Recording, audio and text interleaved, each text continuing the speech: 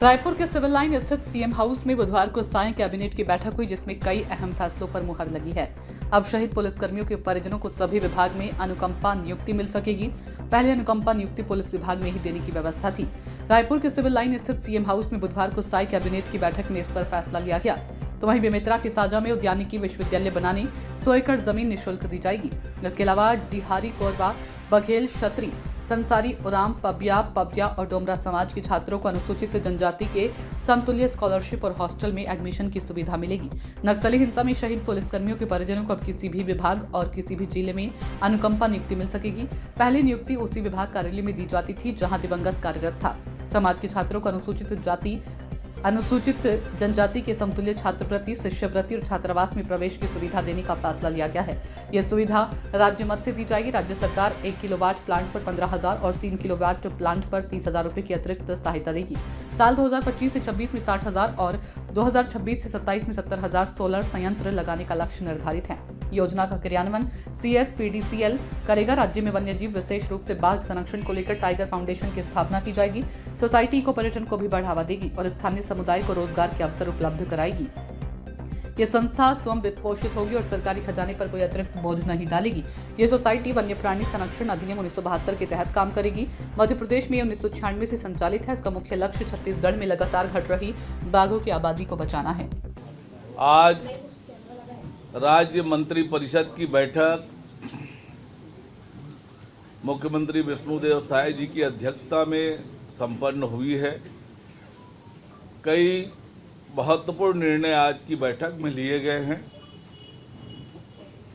जो महत्वपूर्ण निर्णय लिए गए उनमें अनुसूचित जनजाति और अनुसूचित जाति के 5 विभिन्न उपजातियों को तकनीकी कारणों से उस वर्ग के मिलने वाली सुविधाओं से जो वंचित थे, उनके हित में एक बड़ा निर्णय लेते हुए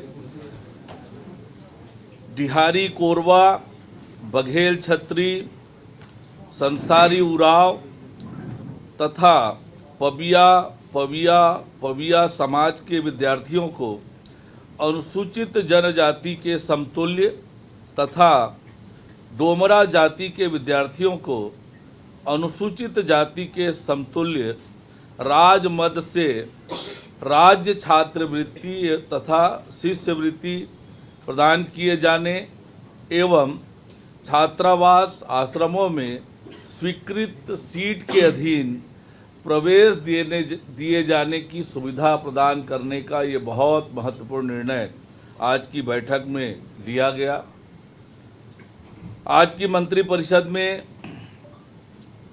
अक्षय ऊर्जा को बढ़ावा देने के लिए और बिजली उपभोक्ताओं को आर्थिक लाभ पहुंचाने के लिए प्रधानमंत्री सूर्यघर मुफ्त बिजली योजना के अंतर्गत घर की छतों में सोलर रूफटॉप संयंत्र की स्थापना में राज्य शासन द्वारा उपभोक्ताओं को वित्तीय सहायता प्रदान किए जाने का एक महत्वाकांक्षी और महत्वपूर्ण निर्णय लिया गया है।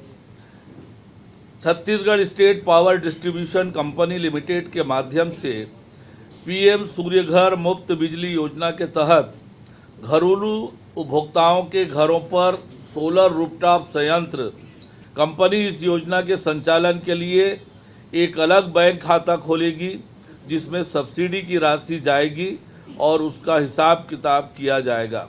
राज्य की वित्तीय सहायता उन घरेलू उपभोक्ताओं को प्राथमिकता दी जाएगी जिनके सोलर पावर प्लांट का ग्रिड सिंक्रोनाइजेशन 1 अप्रैल 2025 या इसके बाद हुआ है। मंत्रिपरिषद ने राज्य के वन्य जीव, खासकर बाघों के संरक्षण और इको टूरिज्म को बढ़ावा देने के लिए एक महत्वपूर्ण पहल करते हुए छत्तीसगढ़ टाइगर फाउंडेशन सोसाइटी गठन करने का निर्णय लिया है।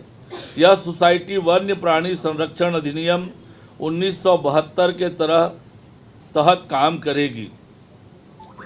यह संस्था स्व वित्त पोषित होगी, जिससे सरकारी खजाने से कोई अतिरिक्त बोझ नहीं पड़ेगा। यह सहयोग देने वाले व्यक्तियों और संस्थाओं से फंड जुटाएगी। यह सोसाइटी बाघों और अन्य वन्य जीवों के संरक्षण से जुड़ी गतिविधियों में सीधे शामिल होगी। यह स्थानीय समुदाय की भागीदारी से इको टूरिज्म को बढ़ावा देगी, जिससे न केवल पर्यटन बढ़ेगा वरन स्थानीय लोगों को रोजगार उपलब्ध कराएगी, जिससे आय के अवसर भी पैदा होंगे। सूचना इंडिया के सभी दर्शकों को बधाई। अब आप सूचना इंडिया देख सकते हैं जियो टीवी चैनल नंबर 4053 पर भी। साथ ही सूचना इंडिया के सभी सोशल प्लेटफॉर्म इंस्टाग्राम, फेसबुक और ट्विटर से जुड़े और पाएं आपके क्षेत्र से जुड़ी हर एक खबर। अगर आप खबरें पढ़ने में दिलचस्पी रखते हैं तो अभी लॉग इन करें www.सूचनाindia.co.in पर।